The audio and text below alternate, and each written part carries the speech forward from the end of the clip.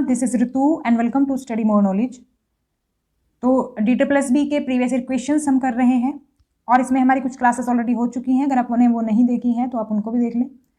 तो सीक्वेंस से हम कर रहे हैं, 2019 के क्वेश्चंस हम कर चुके हैं और आज के इस वीडियो में हम करने वाले हैं 14 नवंबर 2019 में जो आपका पेपर हुआ था फर्स्ट शिफ्ट में PRT का। तो PRT का जो पेपर हुआ था इस वीडियो में हम उसको डिस्कस करने वाले हैं।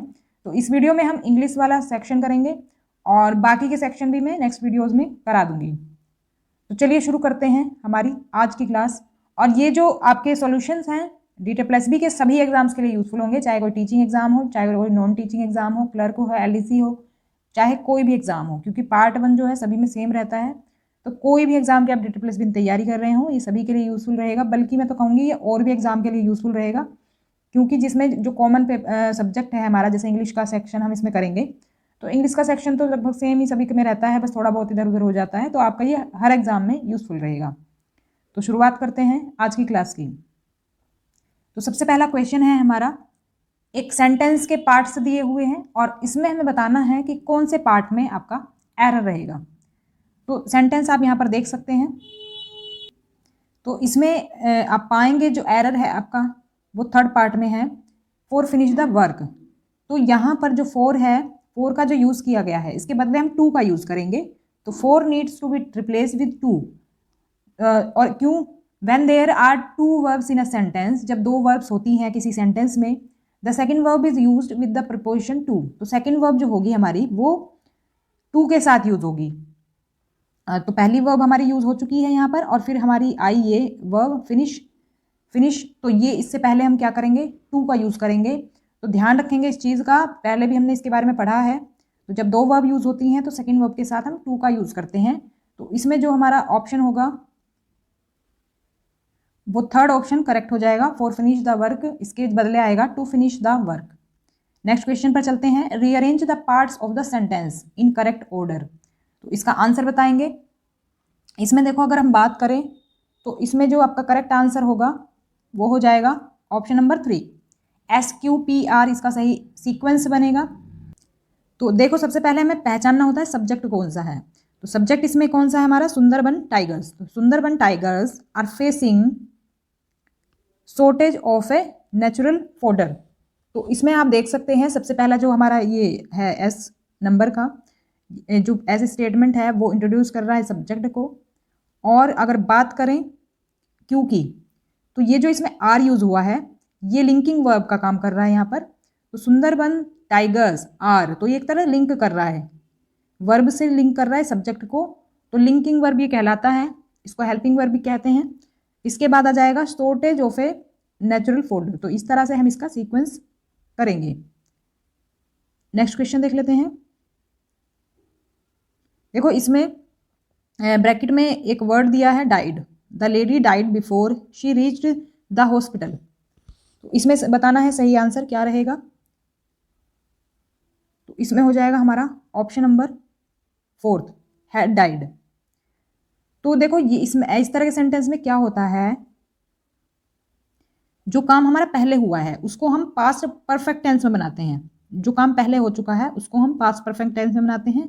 जो काम बाद में हुआ है उसकी जो वर्ब की फॉर्म होगी वो हमारी सेकंड फॉर्म रहेगी, यानी कि हम कह सकते हैं वो सिंपल पास्ट में रहेगा। तो इस चीज़ को ध्यान रखेंगे, जब दो क्रिया एक साथ हो रही हों, तो काम एक साथ हो रहे हों, तो जो काम पहले हुआ है उसके साथ हम क्या यूज़ करेंगे, उसको हम प्रेजेंट परफेक्ट में बनाएंगे। यानी कि प्रेजेंट परफेक्ट ये बन गया है हैड लगाने से, हैड डाइड हम इसमें यूज़ करेंगे और बाकी का सेंटेंस हमारा सिंपल पास्ट टेंस में रहेगा। तो ध्यान रखेंगे इस चीज़ का, क्योंकि लेडी जो है हॉस्पिटल पहुंचने से पहले ही मर गई। तो मरने की क्रिया हुई है पहले, तो पहले जो क्रिया हुई है वो हमने इस तरह से लिखनी है। तो ध्यान रखेंगे, इस तरह के सेंटेंसेस अक्सर पूछे जाते हैं और इसको इसी तरह से सॉल्व करेंगे। नेक्स्ट क्वेश्चन है, choose the word that can substitute the given sentence who behaves without moral principles. तो इसका जो आंसर होगा वो हो जाएगा हमारा ऑप्शन नंबर 4, इमोरल। अब देखो, इसमें तो इजीली आप फाइंड कर सकते थे करेक्ट आंसर। तो कुछ क्वेश्चंस ऐसे भी होते हैं जिनका इजीली आंसर हमें मिल जाता है। तो क्योंकि इसमें कहा गया है जो विदाउट मोरल प्रिंसिपल्स बिहेव करे उसको हम क्या कहते हैं, तो मोरल का अपोजिट आ जाएगा, वो ऑब्वियस सी बात है, इमोरल आ जाएगा, मोरल का अपोजिट। इमोरल मतलब होता है applies to one who acts contrary to और डज नॉट ओबे और conform to standards of morality. जो मॉरलिटी के जो स्टैंडर्ड्स हैं उन्हें फॉलो ना करे, मतलब ओबे ना करे किस चीज़ को, तो उसको हम कहेंगे इमोरल। बाकी ऑप्शंस की बात कर लेते हैं। बाकी ऑप्शंस में बात करें तो पहला है हमारा ल्यूनेटिक। ल्यूनेटिक होता है someone who behaves in a crazy और वेरी स्टूपिड वे। तो वेरी स्टूपिड वे अगर कोई बिहेव करता है तो उसको हम कहेंगे ल्यूनेटिक। फिर है स्टोइक। स्टोइक का मतलब होता है someone who does not show their emotions and does not complain when bad things happen to them. इसका मतलब है कि कोई कंप्लेन नहीं करता है, मतलब कोई अपना जो है इमोशंस नहीं दिखा रहा है अगर, या फिर किसी चीज़ की कंप्लेन नहीं कर रहा है, तो उसको हम कहेंगे स्टोइक। फिर है पॉलीग्लोट। पॉलीग्लोट का मतलब होता है स्पीकिंग और यूजिंग मैनी लैंग्वेजेस। जो मैनी लैंग्वेजेस यूज़ करता है या फिर बोलता है उसको हम कहते हैं पॉलीग्लोट। तो पॉली जब जहाँ भी आए तो पॉली का मतलब एक से ज़्यादा चीज़ों के बारे में बात की गई है, उसका ये मतलब होता है। आपने पॉलीगॉन के बारे में सुना होगा।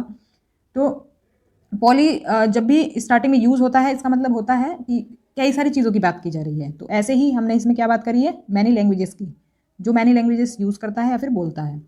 नेक्स्ट क्वेश्चन देख लेते हैं। Find the part of the given sentence that has an error. तो देखो ये जो हमारा सेंटेंस है इसमें बताना एरर है या नहीं है। तो इसका आंसर आप देख ही पा रहे होंगे, इसमें नो एरर है, मतलब इसमें कोई एरर नहीं है, सेंटेंस बिल्कुल करेक्ट है हमारा। जो न्यूज़ है हमारा, न्यूज़ हमारा क्या है, कलेक्टिव नाउन है। तो न्यूज़ को हम सिंगुलर ही कंसिडर करते हैं, ऐसे लगा इसका मतलब ये नहीं है कि ये प्लूरल हो गया, तो इसको हम सिंगुलर ही कंसिडर करते हैं। तो इसी वजह से इसके साथ सिंगुलर ही वर्ब आती है। तो और आगे की बात करें तो too good to be true जो है, ये क्लाउज जो है इसका स्ट्रक्चर क्या है, two plus adjective plus two plus infinitive verb यहाँ पर यूज हुई है।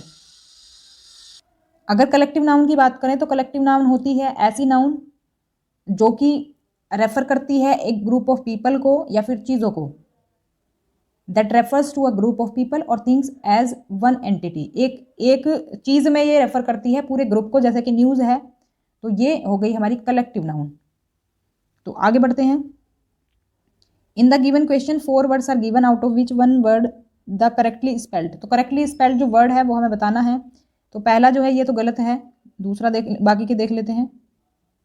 तो इसमें जो सही स्पेलिंग है वो है कंसाइंस की, थर्ड ऑप्शन आपका करेक्ट हो जाएगा। कंसाइंस का मतलब होता है the part of your mind that tells you whether what you are doing is morally right और रॉन्ग। तो ये हो जाएगा हमारा थर्ड ऑप्शन इसमें। नेक्स्ट क्वेश्चन है, इसमें फिल इन द ब्लैंक बताना है। The origin of ice cream dates back dash nearly half a century. तो इसमें जो आंसर होगा हमारा ऑप्शन 4 हो जाएगा 2। तो 2 इसमें सही आंसर होगा। अगर हम बात करें 2 की, तो 2 क्यों आया यहाँ पर, तो जो डेट बैक टू है ये है हमारा एक ईडियम, डेट बैक टू। तो यहाँ पर ये फ्रेज यहाँ पर यूज हुआ है। और इस फ्रेज की बात करें तो ये है हमारा क्या, इसका मीनिंग होता है to have been made in और to have come into being in. कोई सर्टेन टाइम में कोई चीज़ होना, उसको हम कहेंगे डेट बैक टू। तो जैसे यहाँ पर टाइम का यूज़ हुआ है ना, नियरली हाफ अ सेंचुरी, तो इसकी ये पहचान है। अगर कोई और चीज़ आपके सामने आती है तो ध्यान रखेंगे कुछ इस तरह से टाइम पीरियड यहाँ पर बताया गया होगा, इस तरह के ईडियम जब यूज़ हुआ होगा सेंटेंस में। नेक्स्ट क्वेश्चन देख लेते हैं। Choose the word that is opposite in meaning to the given word. तो अपोजिट बताना है हमें फॉरगो का। तो फॉरगो का मीनिंग जो है वो हो जाएगा अवॉइड। सिमिलर मीनिंग कहने का मतलब है सिनोनिम बताना है हमें। तो फॉरगो का मतलब होता है टू नॉट डू और हैव समथिंग प्लीजेंट और एन्जॉयबल। कोई इन्जॉयबल या फिर प्लीजेंट चीज़ नहीं कर रहे हैं आप, तो उसको हम कहते हैं फॉरगो। और अवॉइड का मतलब होता है to stay away from someone और समथिंग और नॉट यूज समथिंग। तो मतलब किसी चीज़ से दूर जाना, इसका मतलब होता है अवॉइड। तो एक तरह से, सॉरी ये अपोजिट पूछा था मैंने, गलती से बोल दिया सिनोनिम। तो अपोजिट में तो दोनों का जो मीनिंग है वो थोड़ा अपोजिट हो रहा है, तो इसलिए हमारा थर्ड ऑप्शन इसमें सही हो जाएगा। बाकी के ऑप्शंस के देख लेते हैं। ब्यूटीफुल, ब्यूटीफुल का मतलब है extremely attractive to look at. तो अट्रैक्टिव होना एक तरह से हम कह सकते हैं ब्यूटीफुल होना। वेन, वेन का मतलब होता है बिकम ग्रेजुअली लेस स्ट्रॉन्ग और लेस इंपॉर्टेंट, मतलब कि कम स्ट्रॉन्ग और कम इंपॉर्टेंट हो जाना। राइज का मतलब to increase in number, amount और वैल्यू। नेक्स्ट क्वेश्चन देख लेते हैं। This property belongs to कंसल्स।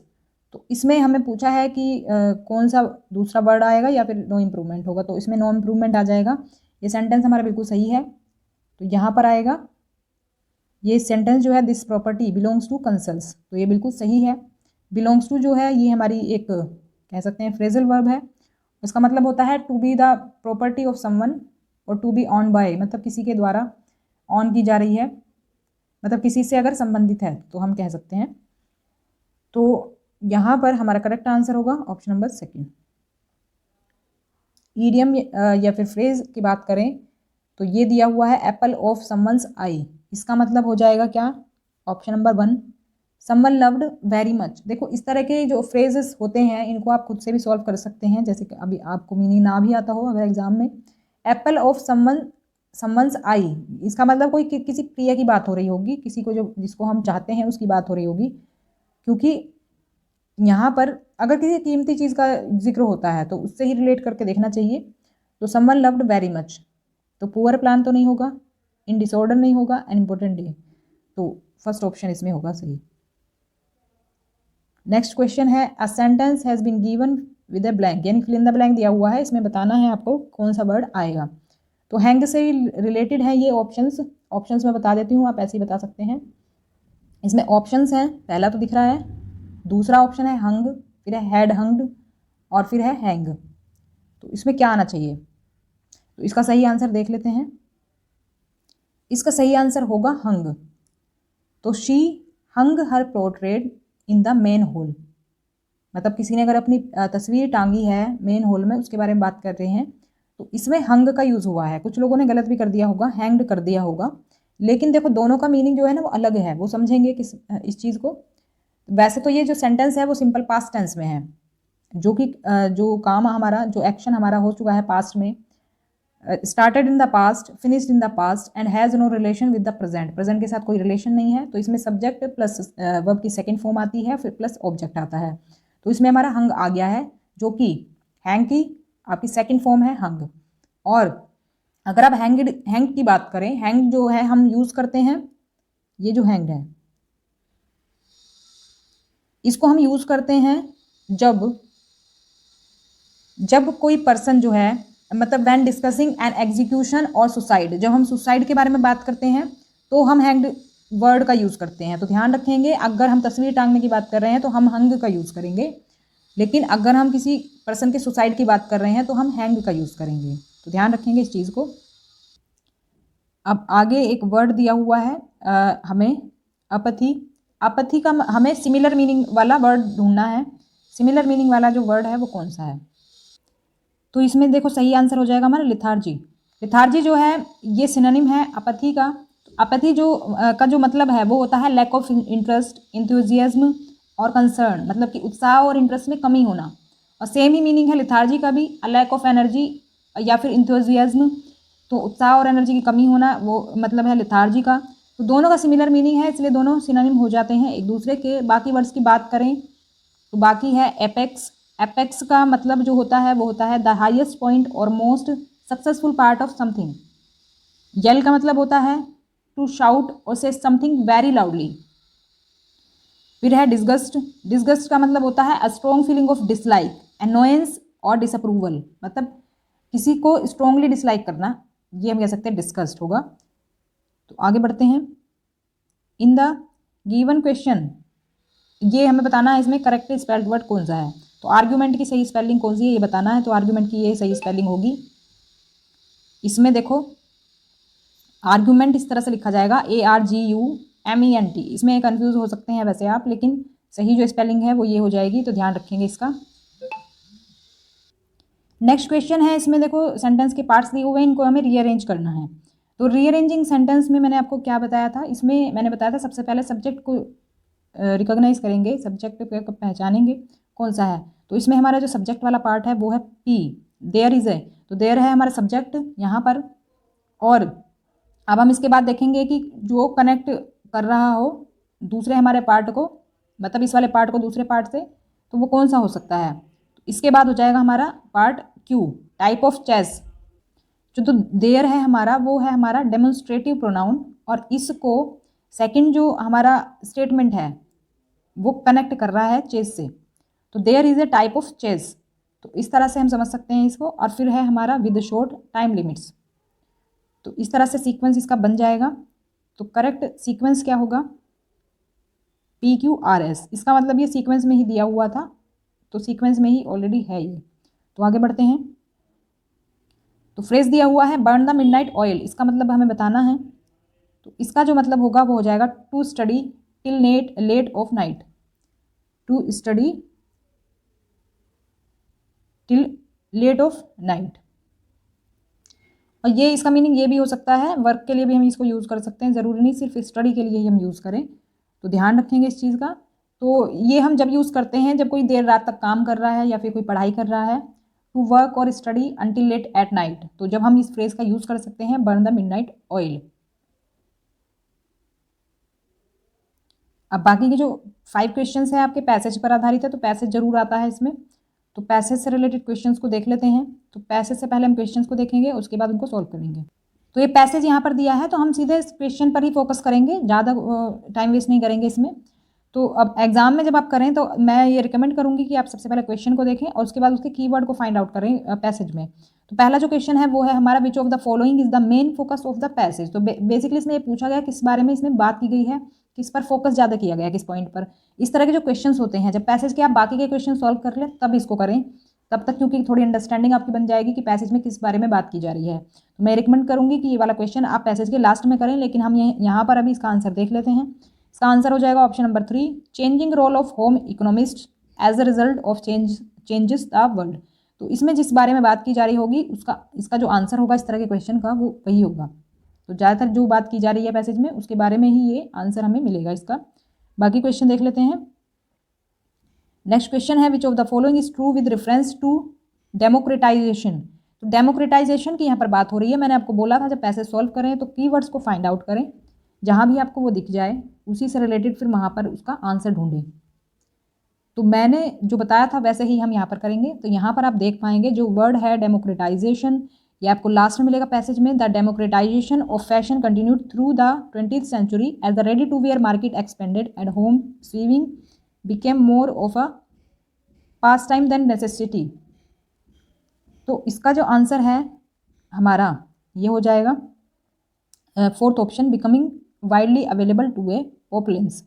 4th option इसमें सही हो जाएगा। नेक्स्ट क्वेश्चन है हमारा which of the following means the same as efficiency. तो एफिशिएंसी का हमें सिनोनिम बताना है।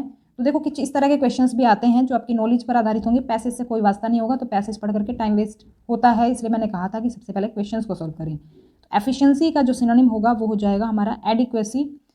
तो क्योंकि ये जो है आपका एफिशिएंसी का मतलब होता है the quality of doing something well and effectively without wasting time money और एनर्जी। एक तरह से जो किसी काम को करने की जो एफिशिएंसी होती है, मतलब क्षमता हम इसे कह सकते हैं हिंदी में।